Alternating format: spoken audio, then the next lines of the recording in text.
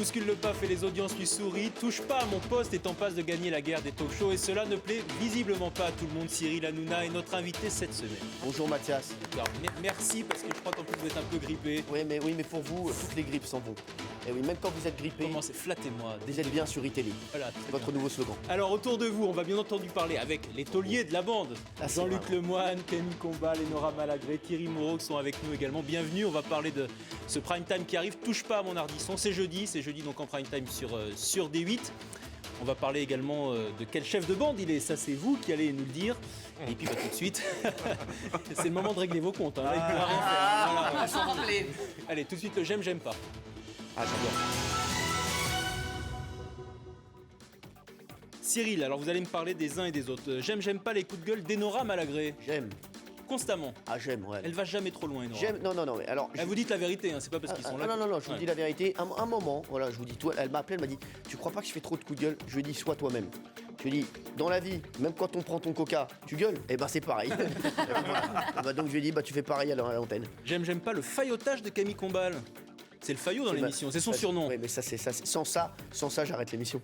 Bien sûr que j'aime. Attendez. C'est-à-dire que c'est dans son contrat, vous devez le flatter en permanence. Bien sûr, je suis un chroniqueur et failloteur. Il y a écrit sur mon contrat en CDI. D'accord. Mais je sais pas comment c'est venu ça, mais c'est. C'est venu d'un jour où personne ne t'écoutait en loge et que du coup j'ai fait la blague de écouter un petit peu Cyril, ça a fait rire tout le monde et t'as dit il faut le refaire à l'antenne. C'est presque là. C'est Ah, il est presque aussi vrai, sauf que imitateur de Cyril Hanouna. Ah, Ouais, c'est très bien. presque vrai, sauf que c'était pas une blague. J'aime pas les vannes de Jean-Luc Lemoyne justement. Est-ce qu'elles vous font toujours rire? Est-ce que ça fait mouche à tous les Je vais coups? vous dire, c'est pas parce qu'il est à côté de moi, c'est le meilleur. Mais vraiment, c'est le meilleur et il est loin devant. C'est le meilleur. Le meilleur, ça veut dire quoi? Dans l'impro, dans le tac au tac, dans les vannes.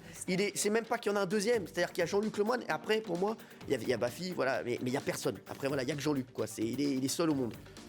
Mais vraiment. Bien fait de venir. Ouais. Ah ouais, il me dit vraiment. mais j'ai envie de me retirer là-dessus. Et j'aime pas pour terminer, virer régulièrement Thierry Moreau du plateau. Ah, c'est exceptionnel. Mais Thierry Moreau, le problème, c'est qu'il devient de plus en plus drôle. Donc il va falloir qu'il retourne un petit peu en vacances avec les gens voilà, qu'il fréquente généralement pour qu'il redevienne un peu plus lourd. Non mais c'est vrai, il est devenu sympathique. Maintenant, vous savez qu'il sort en boîte et tout. J'ai vu ça. on va en C'est un parler. jeune, J'ai ça. vu ça. Allez, on démarre par, bien entendu, ce qui a animé les réseaux sociaux cette semaine, votre clash, j'allais dire traditionnel. Ah oui. Parce que c'est pas le premier. Laurent Ruquier, c'était cette semaine, qui vous conseille de vous calmer. Il y a eu avant Antoine Decaune, Jean-Marc Morandini et d'autres. Comment vous le gérez, ça? Oh, très bien. Moi, ça me dérange pas du tout. Ils me connaissent.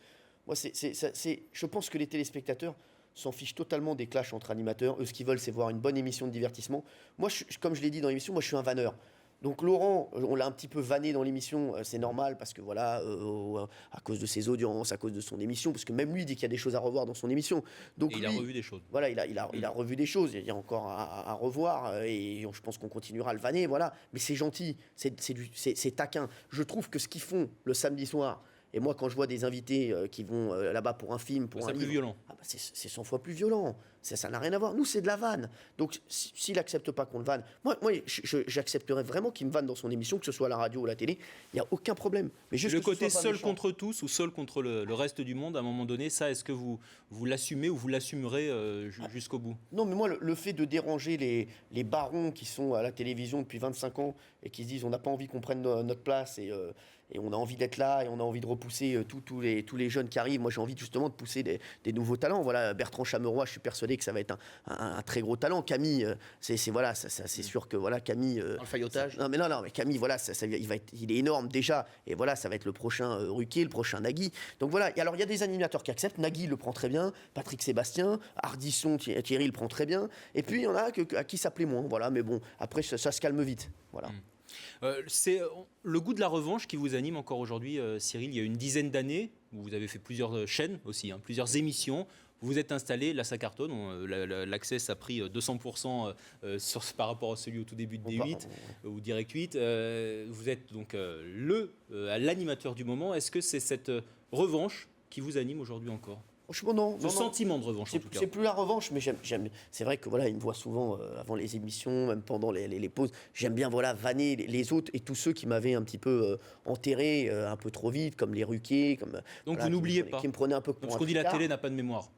Vous avez de la mémoire. Ouais, j'ai de la mémoire, mais ça reste gentil. C'est-à-dire que je suis pas revanchard par rapport à eux, mais j'aime bien leur mettre des petits tacs comme ça pour les vanner. Voilà, Mais moi qui connais Cyril depuis bien longtemps et bien avant qu'il fasse de l'antenne, je ne sais pas s'il est revanchard, je ne le pense pas. Je pense par contre que toutes ces expériences l'ont rendu plus vigilant. Ouais. Et il se rend compte que c'est très fragile et que ça peut vite passer, donc il est toujours sur le qui-vive pour rester à la page. Ça, par contre, ça... Thierry, vous qui connaissez donc. Ah oui, Patron de c'est Télé clair 7 que jours. Vous l'avez vu, vous avez commenté ces émissions depuis 10 ans. il est imprévisible, mais c'est vrai qu'il est toujours avec le goût de faire un produit télé. Et son seul souci, c'est que veut voir le téléspectateur, qu'a envie le téléspectateur à 18h30 le soir. Et donc, toute la réflexion, et même quelquefois, quand on bouleverse un conducteur 5 minutes avant en changeant les 2 tiers, ça lui arrive régulièrement, tout le monde s'arrache les cheveux. Mais au final, ça n'a qu'un objectif, que le téléspectateur soit content. Il faut savoir qu'il a jamais, Cyril. C'est celui le week-end, le samedi à minuit et demi, il peut t'appeler pour dire pourquoi on ferait pas cette image sur ce gars-là. Il a jamais, en permanence, il est dans Touche pas à mon poste, dans l'émission. On se marre aussi à côté, mais c'est vrai qu'il pense à ça en Donc permanence. vous avez compris que le week-end, on se met sur avion. C'est ça, j'ai bien compris. Qu'est-ce que vous avez appris des différentes expériences justement et des différentes chaînes que vous avez fréquentées? Parce que vous n'avez pas fait qu'une seule chaîne. À peu près toutes les chaînes qui comptent, vous les avez visitées.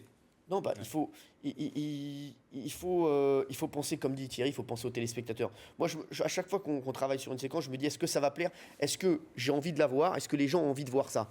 Voilà, c'est surtout ça. Et puis, j'ai appris à me méfier aussi des décideurs, des gens du métier. Je fais beaucoup plus confiance aux téléspectateurs, à une personne dans la rue qui va m'arrêter, qui va me dire Cyril, je suis pas du tout du métier, je suis boulanger, j'ai vu l'émission hier. Je trouve que ça c'était moyen. Je lui fais beaucoup plus confiance qu'à un autre animateur ou qu'à un patron de chaîne qui va me dire quelque chose. Et vous dites souvent ce n'est que de la télé. Ouais. Vous l'avez encore redit pour clôturer cette polémique avec Ruquier. Ce n'est pas que de la télé, toutefois, c'est votre métier, vous êtes producteur, vous êtes animateur, c'est un sujet important, vous en discutez tous à longueur d'émission. Mais quand ce n'est pas que de la télé. Quand je dis c'est que de la télé, c'est pour les téléspectateurs. Parce que les téléspectateurs, les guéguerres entre Ruquier, Hanouna, demain si je suis plus à l'antenne, les gens vont pas descendre dans la rue pour faire des manifs. Ils vont dire bon bah Hanouna est plus là, bah tant pis, on va aller regarder quelqu'un d'autre. C'est pas leur principal, c'est pas leur principal problème. Le soir ils rentrent, ils ont travaillé, ils sont fatigués. Il y a des gens qui travaillent pas, qui sont au chômage, qui ont envie de se changer les idées à 18h30. Voilà, ils se disent pas bon bah aujourd'hui voilà on regarde Hanouna parce qu'il nous fait marrer, mais s'il est plus là demain, c'est pas grave. Voilà, c'est pas leur principal problème. Ça reste un loisir la télé pour les gens.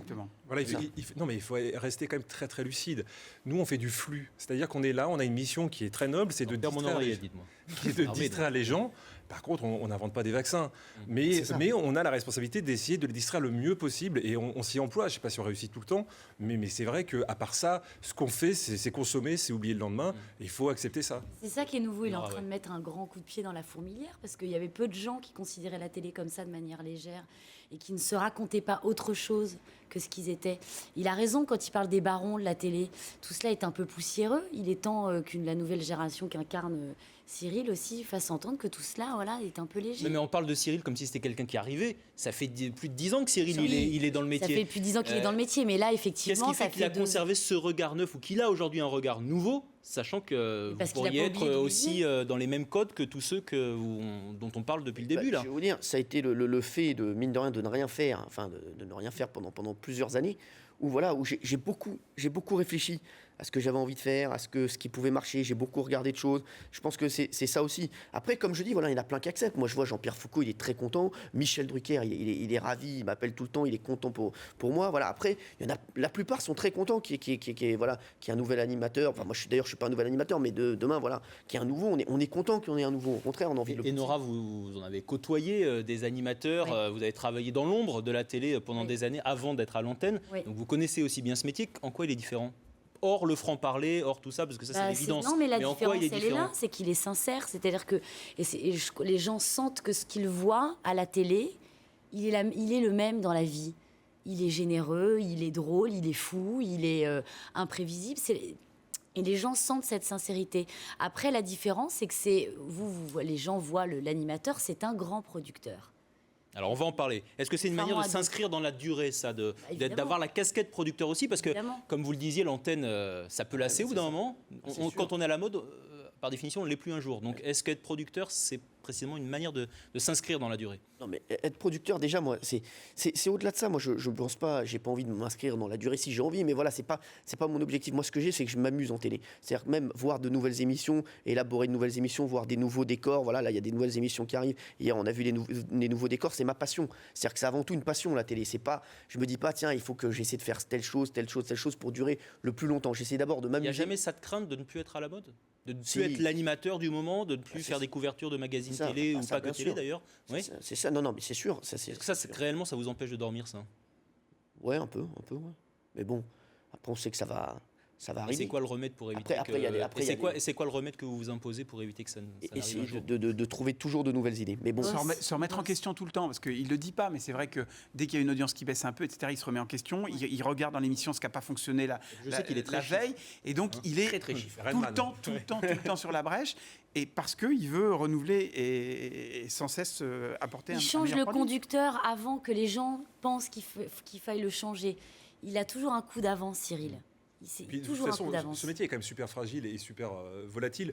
Donc je crois que le seul moyen de pouvoir le vivre, c'est de ne pas avoir de regrets. Donc de tout donner. Comme ça, si on est viré, parce que ça nous arrivera tous, au bout d'un moment, on se dit, au moins on aura tout donné, il n'y aura pas de regrets. C'est un point commun avec Ardisson.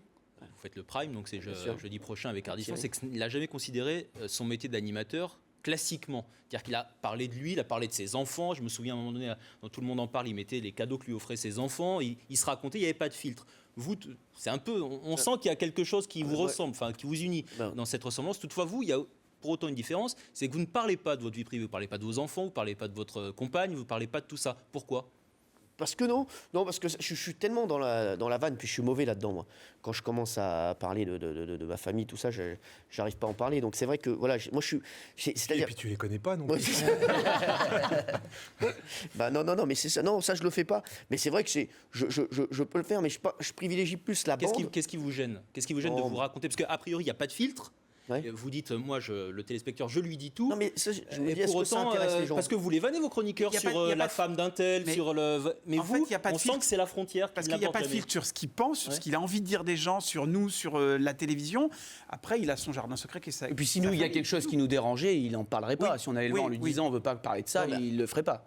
Après eux peuvent me vanner, voilà, sur des trucs perso, ça me dérange pas. Mais moi, en parler voilà, spontanément, c'est eux, je vais surtout les chercher. Et Voilà. puis ce qui est très compliqué, parce que moi, on me pose souvent la question sur les 4 tiers. On me dit, mais pourquoi tu te mets jamais? T'as pas d'humour sur toi? C'est pas ça. C'est que moi, si je me mets dans les 4 tiers, je vais penser que c'est de l'autodérision. Mais pour la plupart des gens, c'est du nombrilisme. Et Cyril, c'est pareil. S'il parle de lui, on va dire, bon, alors, c'est sur l'ego en permanence, il parle que de lui, c'est insupportable. Il faut bien qu'il se protège aussi un peu. Il est quand même super exposé. On peut pas tout livrer non plus. Alors qu'est-ce que vous faites justement pour vous, outre le fait c'est qu'on a bien compris de ne pas parler de votre vie privée, mais pour vous protéger de la surexposition, parce que vous êtes beaucoup diffusé, rediffusé, vous faites la nouvelle star, il y aura peut-être même d'autres émissions qui vont arriver. Il se passe quoi le week-end justement pour vous? Comment vous déconnectez, comment vous débranchez? Le week-end, je fais du tennis. Que du tennis et DVD. Je revois La Chèvre tous les week-ends. Il débranche pas. Et Dumb et Dumber. Non, mais Et donc en fait, non, donc en fait, vous le débranchez week-end, jamais. non, je débranche pas. Le week-end, il m'arrive très souvent de changer des choses, de regarder des. Non, vraiment le week-end. Mais moi, c'est-à-dire que c'est ma vie, moi. Voilà, ils le savent. Moi, je pense qu'à ça. Vous avez un contrat sur D8 qui va jusqu'en 2016, si je crois. 2016, ouais. À partir de quand vous commencez à penser à l'après 2016? Est-ce qu'ils vous ont signé un contrat ad vitam aeternam sur D8 ou est-ce On est bien, c'est vrai qu'on est très très bien sur des 8. Maintenant, non, pour l'instant, j'y pense pas. Pour l'instant, vraiment, je pense aux émissions les unes après les autres. Là, on va lancer beaucoup de nouveautés. On va en lancer parler des tout nouveautés à l'heure en avec deuxième Enora. partie, voilà, des projets des uns et des autres. On va lancer aussi, je vais lancer de nouvelles Et vous émissions. ne produisez forcément que votre bande? Non, mais bon, je vais vous C'est dire. bien. C'est-à-dire qu'en fait, on est assez pour, ouais. Non, mais je vais vous dire, je dis pas ça parce qu'ils sont là, mais c'est vrai que je trouve qu'on a, et c'est ce qui fait le succès de l'émission, les meilleurs talents autour de la table. Vraiment, je le pense vraiment. Et Mais je vous jure que c'est vrai. Et je pense que les autres rêvent de les débaucher, que ce soit Enora. Oui, mais c'est Thierry, arrivé que ce soit- Oui, c'est arrivé qu'on vous débauche quelques talents. On va en parler tout de suite après le journal. On va Car sur débaucher les des télés, gens. nous avons aussi des talents Pas des journalistes. C'est le journal, Cyril, le journal. On se retrouve avec Cyril Hanouna, sa bande, pour découvrir les coulisses de Touche pas mon poste. De retour dans la semaine des médias sur iTélé en compagnie de Cyril Hanouna, de Jean-Luc Lemoyne, de Camille Combal, d'Enora Malagré et de Thierry Moreau. l'équipe, les tauliers, j'allais dire. On en oublie. Il y a aussi. S'arrêter un petit peu oui, ce cinéma. Ça vous gêne. Mais enfin, en tout cas, l'équipe de Touche pas à mon poste qu'on retrouve tous les soirs à 18h30 sur D8, bien sûr. Et en prime time, c'est jeudi, Touche pas à mon Ardisson, une émission autour de Thierry Ardisson. J'imagine qu'on va revoir des grands moments de l'émission, des émissions de Thierry. On va revoir des grands moments. Et Thierry il accepte très peu ce genre d'émission. Et là, je vais vous dire, le truc, il est aussi stressé que nous. Et c'est ça qui me fait plaisir, si ce n'est plus. J'ai eu le patron de D8 tout à l'heure à Pékin, il m'a dit, j'ai croisé Thierry. Il m'a même pas parlé de son hebdo. Il m'a parlé que de Touche pas à mon Ardisson. Il était comme ça. Il m'a dit, j'espère que ça va bien se passer. Je suis très excité autour de cette émission. Je suis très flatté qu'on fasse une émission autour de moi. Et ça m'a beaucoup touché. Voilà. C'est en tout cas jeudi en prime time. On va parler de vous, des chroniqueurs. Est-ce que c'est dur d'être chroniqueur dans Touche pas à mon poste? Je vais démarrer par Jean-Luc qui a eu d'autres expériences de chroniqueur, dans la bande à Ruquier notamment. Est-ce qu'il y a une spécificité? Est-ce que c'est difficile? Est-ce qu'on se met en danger aussi, tout bêtement, en se déguisant, en se faisant sortir par Cyril, en se faisant vanner? Est-ce que c'est difficile? Moi, je sais que, et Cyril le sait, il y a des choses que je n'ai pas spécialement envie de faire. Ça ne me dérange pas d'être ridicule, mais je veux juste qu'il y ait une justification. Qu'est-ce que vous n'acceptez pas de faire? Non, ce que je ne veux pas, c'est faire rire à mes dépens. Par contre, être ridicule, porter un costume grotesque et tout, ça ne me dérange pas. Une fois, j'étais venu surmaquillé avec du maquillage, on a cru que j'étais faussement bronzé ou que la maquilleuse m'avait raté. Ça me fait rire parce qu'au moins, il y a quelque chose derrière. Après, est-ce que c'est dur? Non, franchement. J'ai eu d'autres expériences et tout. Quelle est la différence justement par rapport aux autres expériences? La différence par rapport à la bande à Ruquier en l'occurrence. Ruquier, c'était plein d'individualités qui étaient mises ensemble. Et moi, ça m'a permis de m'ouvrir à plein de gens. J'ai fréquenté des gens que je ne pensais pas fréquenter, et dans une expérience télé et dans la vie. Alors que Cyril, honnêtement, il y a un côté plus bande. J'ai l'impression qu'aussi chacun a, même si vous allez dire le contraire après, a moins de velléité personnelle. On est content de se retrouver. Il y a de réelles amitiés. Est-ce que vous êtes amis en fait? Ouais. Est-ce que vous partez en vacances ensemble? Malheureusement, on passe ouais. ensemble, bien sûr. Je croise très souvent Enora, il nous arrive de dîner. Ils sont tous venus déjeuner à la maison. Merci Mathias, Ouais, je viens de m'apercevoir qu'ils partent en vacances et pas avec moi. Non, on se voit tous en Ils dehors. sont tous venus déjeuner à la maison. On a été chez Gérard un soir. Enfin voilà, on se voit, oui, bien sûr. On se marre. On se marre C'est quelque autant. chose que vous cultivez, Cyril, pour créer justement de l'émulation entre eux et pour créer un esprit? Je le cultive naturellement, c'est-à-dire que c'est des amis, je les appelle.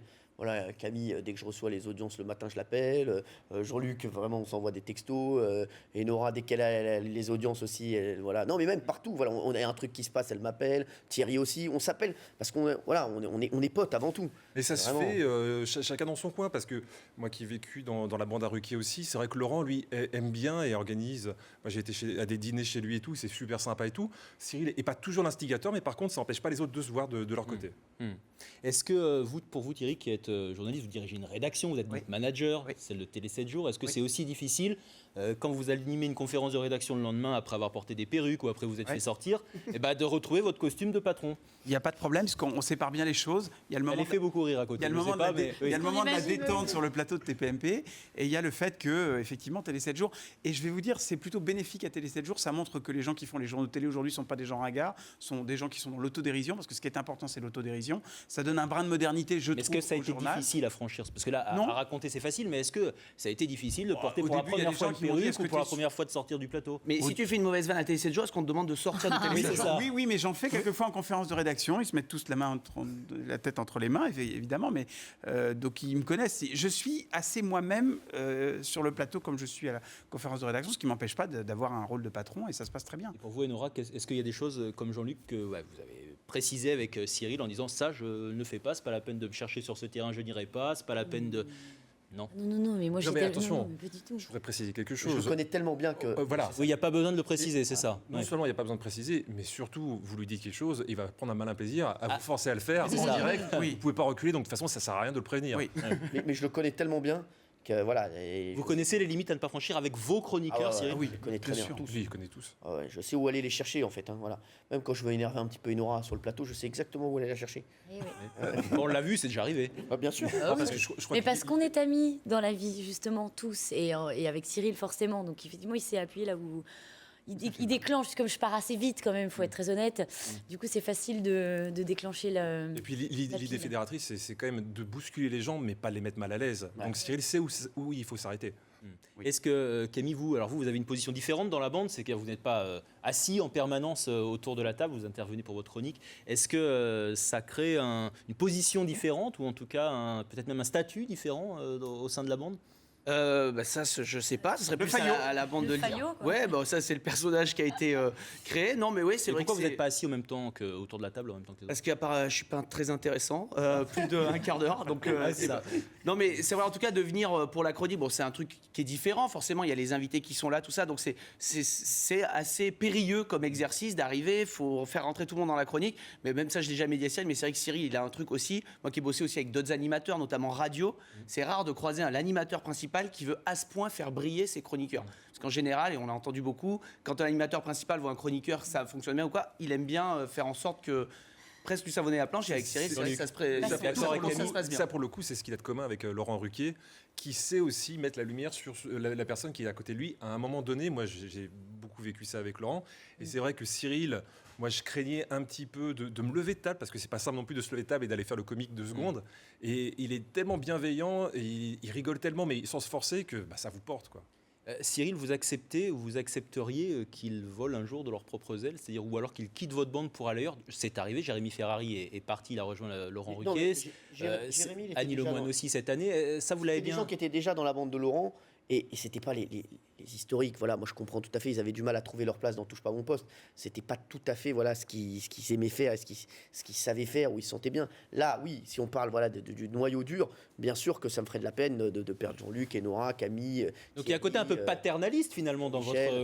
votre conception de la bande. Oui, ça c'est vrai. Hein, Thierry, Ah ouais. vous êtes d'accord ? Il nous prouve un peu. Il nous prouve un peu, et on l'a dit d'ailleurs à l'antenne, il est jaloux. Je suis sûr qu'au fond de lui, il est très jaloux, y compris sur le plan Mais Nora ne professionnel. pourrait pas être produite par quelqu'un d'autre que vous, par exemple. Ça serait dur. Mais moi, juste, de la vanne. la m'arrange première concernée, c'est moi, et je n'ai pas envie d'être produite par quelqu'un d'autre, puisque c'est le meilleur producteur. Non. Mais non, mais je suis désolée, c'est vrai. Et puis, Alors, c'est pas mon genre de lécher les bottes, mais c'est juste qu'en ce moment, c'est le meilleur. Et comme j'ai envie de travailler avec les meilleurs pour devenir moi-même quelqu'un de pas trop mauvais, autant travailler avec les meilleurs. Alors, on va parler de vos projets respectifs, peut-être aussi du tremplin que peut représenter Touche pas à mon poste.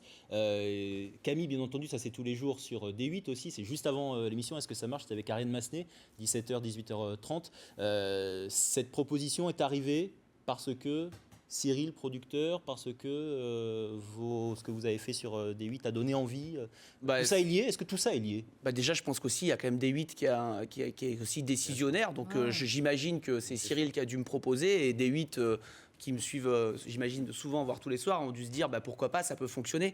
Après, voilà, je pense qu'il faut quand même que la chaîne et le producteur soient d'accord là-dessus. Mais oui, je crois que en tout cas, c'est à l'initiative de Cyril.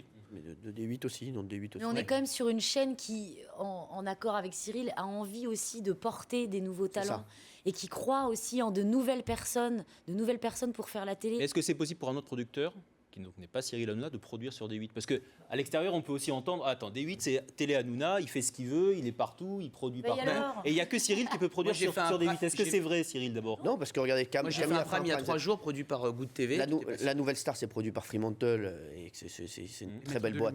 Les maîtres de l'humour, donc c'est pas moi. Donc il y a un prochain projet au printemps avec Enora que vous produisez là pour le coup. Oui. C'est derrière le poste, c'est ça ? J'espère bien que c'est lui qui produit. Derrière le poste. Ouais. Donc en fait, la télé vous colle au basque, Enora. Vous allez encore parler de télé là, En fait, derrière le poste. Le point commun que j'ai avec Cyril, c'est que c'est aussi ma passion, figurez-vous. Ça et le poney. Et donc, comme je ne vais pas faire des émissions sur le cheval, il y a Equidia. Equidia, si vraiment vous m'écoutez. Non, mais c'est aussi ma passion, et c'est depuis très très longtemps. Donc je me sens un tout petit peu légitime pour en parler, et puis surtout très bien entourée par, Ça, c'est quand à Cyril l'antenne, et alors ses équipes et tout. Et ça, c'est bientôt. Ça va arriver bientôt, ça. Très bientôt. C'est une émission de prime time, ça, on est d'accord. C'est ça. On est d'accord. Prime time, on va en faire, on va en faire quelques-uns. Quel est l'avis du producteur sur, ou du chef de bande sur leur sortie médiatique aux uns et aux autres, parfois, qui peuvent être commentées ? Cette semaine, on a beaucoup commenté votre interview de Pharrell Williams, Enora. C'était un bon coup d'avoir Pharrell Williams. Un énorme coup, même. C'est l'artiste du moment, mais on s'est moqué.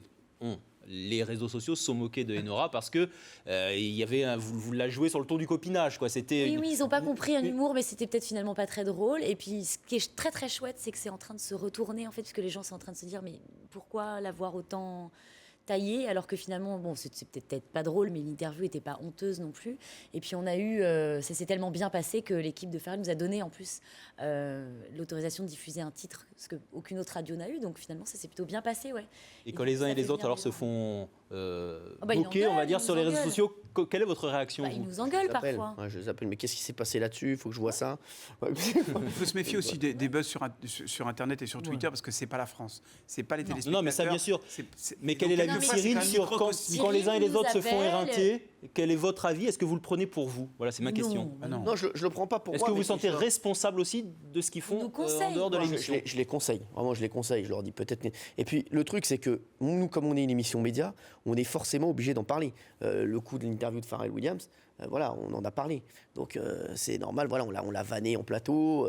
C'est normal. On est mine de rien. Vous dites que c'est vrai que les réseaux sociaux, parfois, il y a des buzz qui sont un peu bidons, mais aussi, moi je le vois pour l'émission en tout cas, c'est aujourd'hui primordial pour moi pour savoir ce qu'aiment les gens et ce qu'aiment pas les gens. On a un sondage, un baromètre vraiment immédiat. Donc nous, on joue beaucoup sur Twitter et sur Facebook. On est à 1,5 million de fans sur Facebook. Et ça depuis le début de l'émission. Et ça depuis le début de l'émission. Et je peux vous dire, l'émission et le succès de Touche pas à mon poste, c'est aussi le succès des téléspectateurs parce qu'ils nous envoient des images, ils nous donnent des vannes. C'est l'émission. Je pense que ce qui fait le succès de l'émission, c'est que c'est une émission. On a l'impression que tous les téléspectateurs sont avec nous sur le plateau. Cette émission, c'est leader et même devant TF1 sur une cible 34 ans. Ouais. C'est un bon, je disais, de plus de 200% sur l'access de D8. C'est le premier talk-show sur les moins de 60 ans devant tous les autres talk-shows en fait. Même On n'est pas couché et le Grand Journal. C'est plus d'1,1 million de téléspectateurs en moyenne depuis le début de la saison et 5,8% en moyenne là aussi sur les fameux 4 ans et plus. On parlait des primes, il y a celui de Thierry Ardisson, ça c'est jeudi. J'ai lu parler d'un film. Est-ce que l'équipe travaillerait sur un film sur la télévision, donc. Alors, parlez, Jean-Luc. Visiblement, vous êtes impliqué. Projet. C'est le patron du projet, avec Cartman. Non, c'est ça. Cyril a eu une idée, qu'il a eu la gentillesse. C'est Jean-Luc qui a eu l'idée du pitch en plus. Voilà, on en a discuté. C'était une vraie concertation, et puis l'idée a plu à Cyril, et comme Cartman est à la fois un bon scénariste et un bon camarade, Cyril s'est dit que ça serait bien de nous associer pour développer, et puis évidemment sous le contrôle de Cyril. Donc on travaille dessus doucement, mais sûrement. Il y a un film que vous produiriez, Cyril ? Peut-être. Ouais. Dans lequel jouerait l'équipe, par exemple ? Ou vous, en tout cas ? Non, moi je ne jouerais pas dedans. Jean-Luc, j'aimerais beaucoup qu'il joue dedans. Cartman aussi. Et Nora, je pense qu'elle va faire un truc. Camille, après, il faut qu'on voit comment il est comédien. Et puis les autres, je pense que je leur ferai faire des apparitions. Mais moi, pas du tout. Parce que moi, je suis très... Je pense pas. Voilà. Mais, tu ne vois pas jouer dedans du tout ? Ah non, pas du tout. J'aimerais, dans un casting idéal. Je vais enlever le rôle alors. C'est dommage. Casting idéal, José Garcia, Gad Elmaleh, Kev Adams. Et ça serait quoi ? Ça serait un film sur les coulisses du PAF, en fait, c'est ça ? Oui, et l'idée, c'est pas aussi que ce soit un truc trop cuisine. Quand on fait ce genre de sujet, il faut faire très attention quand c'est notre métier, que ce soit pas excluant pour le public. Donc justement, on réfléchit à ça et on a fait bien attention à ce que ça concerne tout le monde et que tout le monde puisse se retrouver là-dedans, et les professionnels, et qu'il y ait une double lecture. On suivra cet épisode. En tout cas, ça ne manquera pas de passionnés. Ah, mais c'est un métier. C'est un métier. En tout cas, on vous retrouve comme tous les soirs à 18h30 sur D8, bien sûr, dans Touche pas à mon poste. Jeudi prochain, en prime time, Touche pas à mon Ardisson. Merci à tous d'être fidèles à Touche pas à mon poste. Voilà, c'est notre fierté, c'est vous. C'est vrai que tous les soirs, on a envie de vous montrer ce qu'on a préparé. Et notre fierté, c'est aussi Mathias Dugan. C'est vrai. Mathias, vous êtes notre fierté. On va tous l'embrasser d'ailleurs. Et on va tous se dire au revoir ensemble. Nous avons 25 secondes et pour la première fois, je vais céder la parole à Cyril qui va dire au revoir puisqu'il aime bien envahir l'antenne de télé. Au revoir et merci, vraiment merci à tous. Et voilà, et Mathias, c'est la première fois qu'on parle tous sérieusement. Voilà. Il nous a calmé le Mathias. Voilà. Mais il est bon, Et on reconnaît la patte dans le décoiffage. Nous on se retrouve même au même endroit la semaine prochaine. Merci, salut.